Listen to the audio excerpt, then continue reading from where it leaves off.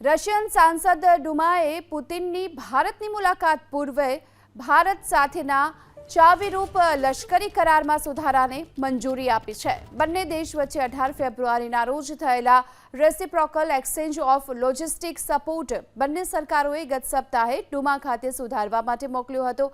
હવે તેને મંજૂરી મળી ચૂકી છે। આ કરારના કારણે લશ્કરી જોડાણો, યુદ્ધ જહાજો અને લશ્કરી વિમાનો રશિયાથી ભારત આવી શકશે, ભારતથી રશિયા જઈ શકશે। પારસ્પરિક લશ્કરી પરિવહનને બંને દેશ સમર્થન આપશે। આનો અર્થ એમ થઈ શકે છે કે રશિયાના કોઈ જહાજ કે વિમાન રિપેરિંગ માટે ભારત પણ આવી શકે અને ભારતના વિમાન કે જહાજ રશિયા પણ જઈ શકે છે।